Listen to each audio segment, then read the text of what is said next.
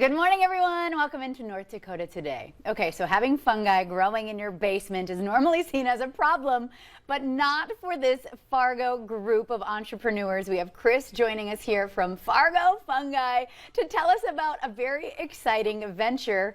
And hey, those of you at home might already accidentally be growing some. Good morning, Chris. Morning. Okay, so tell us about Fargo Fungi and what you guys do as a group. Yeah, so we are a small-scale mushroom farm here in North Dakota, Yeah. Fargo. This is located out of our garage right now. Yeah. It started in the basement, and then we expanded into the garage. And right now we're cranking out about somewhere between 50 and 100 pounds a week. Of mushrooms. We're growing this on purpose. Yeah. Like, this is so crazy and intricate, and I love the different textures of each of these too. Let's just talk about why this began for you. So it began for me a long time ago. So I grew up around food. Yeah. There was always food in my family. I mean, we're always making something. I went to culinary school, did about 10 years in the restaurant business. Wow. And kind of stumbled upon these and couldn't find them anywhere. So yeah, I just started growing them because if I wasn't going to do it, you know, I wanted to cook with them. And Wow. yeah. Okay, so we're going through photos. Is that kind of the setup that you have right now? Yeah, that's the fruiting chamber right there. So Okay. that's the final step of the whole process. And that's all high humidity, light controlled. And that's where, yeah, they all grow out of the bags. Okay, so can you kind of explain, you know, maybe the life cycle of a commercial mushroom and Yeah. how it all kind of works? Yeah, so you start with an agar plate, which we forgot to bring today, unfortunately. But Step one, forget what you were supposed to bring.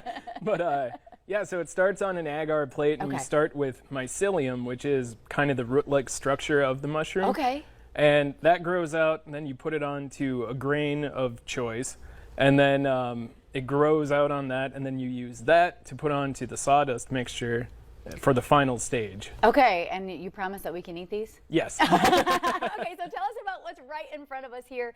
Again, there's different textures, different shapes, even different colors. What's going on? Yeah, so closest to you, we have lion's mane there. Okay. Lion's mane has been recently studied a lot for all of its health benefits. Oh, okay.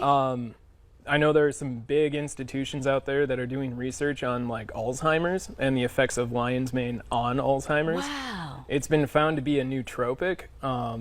It increases like neuroplasticity and it tastes good. So Yeah, well, yeah, you can't go wrong. Okay, so Yeah. we've got lion's mane here. I'll just start spreading them out. Yeah. I really want to get a good look. I can smell them too. Oh yeah. It smells so earthy. Not Yeah. in a bad way. I just mean like it smells like a plant or something Yeah. earthy. So Yep. okay, They so have lion's that, mane. That real fresh smell to Yeah, them. yeah. Okay.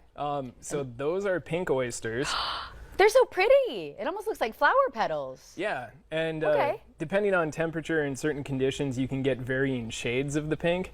So I've seen some that are almost a red, and then as they mature in age, then they kind of fade more to this like salmon pink. Yeah. But yeah, those are native to somewhere in Asia, I believe. Okay. I just grow them. I don't remember all that. but- Right. And these have good properties or the healthful benefits or you Yeah, know? so most all like culinary mushrooms are really high in certain vitamins and proteins and stuff, so they Okay. are good for you. Yeah.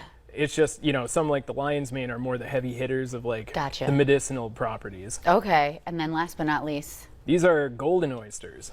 golden So- oysters. Okay, this looks more like a typical mushroom Right. from a novice Yeah, standpoint. yeah. Yeah, so these do kind of branch out from like the main mycelial stem, if you want to call it Okay. that, but they grow in these clusters like this and send up all the little caps where, yeah, the pinks are more densely packed together. Okay, and then so like say I'm looking to purchase this from you, am I taking home something like this, or is it more of like what you've turned into the salt here or the prepackaged thing? Yeah, so either or. We do sell okay. everything at the booth at the Red River Farmers Market. Yeah. Yeah, so we have the golds, the pinks, the lion's mane, and sometimes blue oysters. Today, unfortunately, we didn't have any to show, but yeah, I'm sure they are blue in color. yeah. Good They kind of guess. start as blue, and then as the caps expand, they turn like a gray, sort of brown, depending. This is very cool. Yeah. Okay, so what type of typical meal would you be making with something like this? So one of my favorites to make is a linguine dish. Oh, yum. Okay. Yeah, so you boil up your linguine, and then yeah, it's a goat cheese Parmesan sauce, and you toss the linguine in that, and then saute the oyster mushrooms with tarragon, top the pasta mixture, and then garnish with green onions. And yeah, you can't go wrong. It's delicious. Okay, so don't be scared of these, everybody, is basically the PSA I'm hearing. Yeah. You would cook it the same type of way you would purchase any kind of mushroom from the store. Wow, Yep. okay. With the exception of the lion's mane. Oh, right, okay. What would be different about this one? So that one you dry fry. Oh. Just to get some of that moisture out of there. And then when it's browned on both sides, you add a little bit of butter to finish it off, and it really brings out this like scallop flavor. Okay, Yeah. see, something we can recognize, folks at home. I'm trying to put it together as to why we would want to venture out into this. This is so Yeah. exciting. How can people get a hold of you? So you can find us on Facebook. Otherwise, our email, Instagram, the typical socials. Yeah. We're still working on a website, but Okay. yeah, sometime in the next year or so. So Fargo Fungi. Okay, Yeah. and then where are you located when you are at the Red River Valley Market? Usually in front of, kind of in the Youngblood Coffee Oh, area. okay, yep. Yeah, usually somewhere in there. Okay, so if you make your way downtown this weekend, stop out, ask them how to saute up some mushrooms, and live your life. I love it. Yeah. Thank you so much. Yeah, thank you. Yeah, I'm learning so much this morning. Okay. All right, well, stick around, everybody. Coming up on today's show, Dr. Hansen is in studio talking about our kids' health.